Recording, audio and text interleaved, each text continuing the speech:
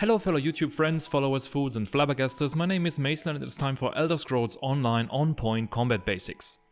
Today's topic is stat scaling and damage/healing done, so the base damage of skills in Elder Scrolls Online.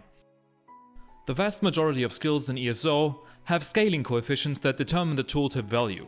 The tooltip you can see by hovering over the skill itself, but the scaling coefficients are generally hidden. Since the developers are quite secretive about those coefficients, they have to be estimated based on combat data. You can find regression estimates of these on uesp.net, I'll put a link in the description. So, stat scaling generally defines how effective your skills in combat will be, aside from interactions with critical hits and armor. These will have separate videos later on. The scaling in ESO is linear, this means that there are diminishing returns when stacking a particular attribute such as weapon damage. For example, if you increase your weapon damage from 1000 to 1100 in Elder Scrolls Online, that is a 10% relative gain. If you keep adding 100 points to weapon damage from there on, it will always be less than 10% relative gain from what you had before. This is generally why stacking too much into one attribute is often not a good idea in Elder Scrolls Online.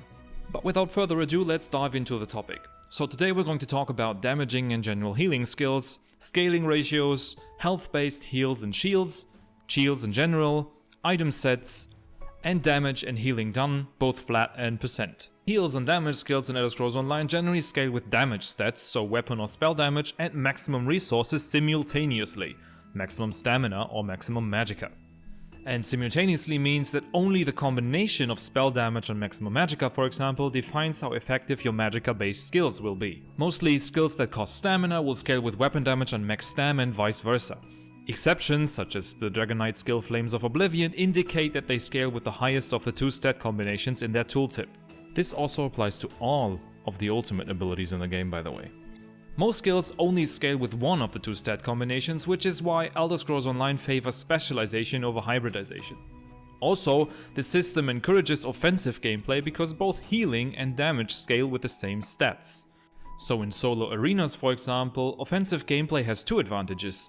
The stuff dies a lot faster and you have better survivability through increased healing when you build offensively. But how does this work in detail? Let's dive into the formula.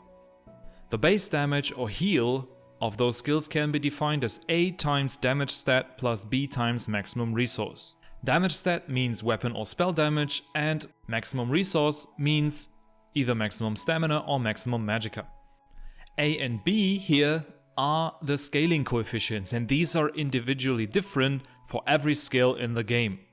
The Warden skill Deep Fissure, for example, deals around 14% of your magicka and 1.5 times your spell damage as its base damage.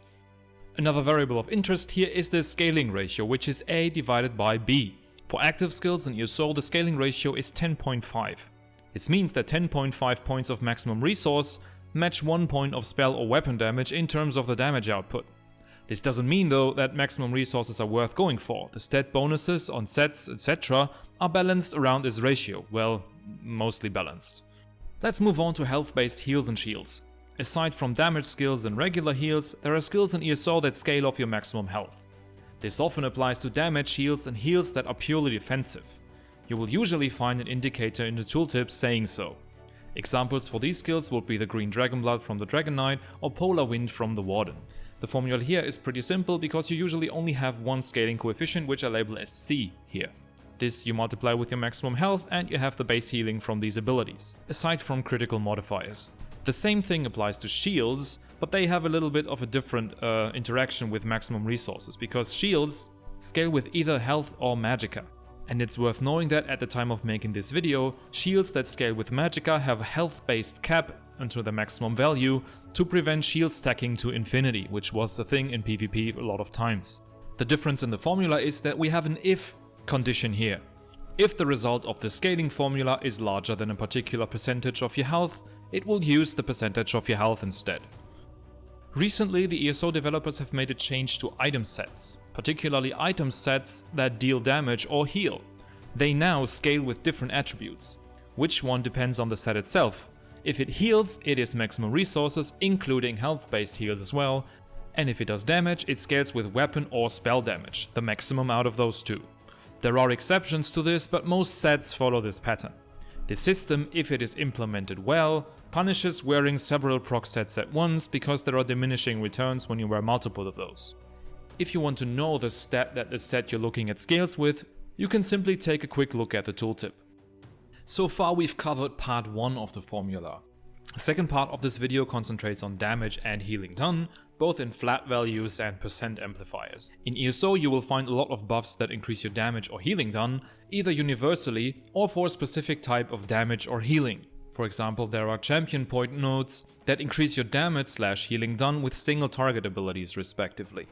So for these, what the game does is to check for every hit of damage or healing, whether it is single target or not, and then adds up, not multiplies, all damage done bonuses that you have for single target skills. After that, the very same thing happens with damage taken bonuses. So the formula looks like this. You have 1 plus the sum of damage done bonuses times 1 plus the sum of damage taken bonuses. Healing also includes healing done and healing taken. Healing done affects all healing that you apply to allies or yourself, whereas healing taken affects all healing that you receive, or take, as the name says. So the formula for healing looks like this. We have 1 plus the sum of percent healing done bonuses times 1 plus the percent healing taken bonuses of the target. This could also be yourself, as I said. On top of those percent bonuses that we've talked about now, we also have flat bonuses for damage. For example, the Maelstrom staff adds a flat damage bonus to your light and heavy attacks whenever targets are standing in your unstable wall or blockade of fire. These bonuses are added before the damage done amplifiers. So they are simply added to the base damage that we've covered in part 1, and then the damage done bonuses apply. In order to summarize what we've covered today, I wanted to provide a stepwise expression of the calculation process. On the left hand side you will find the stepwise procedure for damage, and on the right hand side for healing. Step 1 will always be just to calculate the base damage or healing with the formula that we've covered in the beginning. After calculating the base damage, you multiply either with 1 plus the sum of damage taken amplifiers or 1 plus the sum of healing taken amplifiers. So it's pretty simple. Step number 3 is pretty much the same on both sides. We're simply going to multiply with 1 plus the sum of percent damage done or healing done bonuses. So that's it. We've basically covered all the aspects of stat scaling and damage/healing done in Elder Scrolls Online. Now, for all of you who are interested in a verification of the formulas we've used here, I'll just do a simple example on the public test server. So what I did is I made a fresh Warden max level template with no gear, skills or champion point unlocked. As you can see, all the skill lines aside from one passive, which I'm going to get to in a second, are empty on this template. We're going to be using the score skill.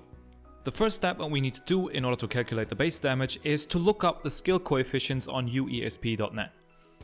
Using the maximum rank of the ability, we can see that the scaling coefficient for spell damage is equal to 1.46 roughly, and the scaling coefficient for maximum magicka is roughly 0.14. Now we can simply insert the 1000 spell damage and the 12k magicka from the character stat sheet into this formula. The only passive that I've enabled here is the Advanced Species passive, which gives us 2% damage done for each Animal Companion ability slotted. So the 3 Animal Companion abilities on our bar, plus the 5% from Bird of Prey, give us a total of 11%. On top of that, we need to include the 5% damage taken from the Minor Vulnerability on Fetcher Infection, and 5% from Inner Beast, and we get a total of 10% damage taken. What we also do have to take into account, however, is that target dummies in Elder Scrolls Online have 18,200 armor. So this reduces the incoming damage that they have by 36.4%. Now, let us plug all that stuff into the formula and see what we will get. You get a value of 2,437. This is the theoretical damage that we've calculated. Now let's hit the dummy with the ability and see what kind of damage we get. 2,436, so pretty close. So I'm not talking nonsense here. The formulas that I've shown translate one-to-one into the game itself. I'm not going to do another example of the healing formula, but you can just test those yourself on the public test server if you like. In the next video we're going to cover critical amplifiers, so critical chance, critical damage and critical resistance. For now this is it. I hope that you liked the video. If you did, feel free to like and subscribe for the YouTube algorithm, and see you next time.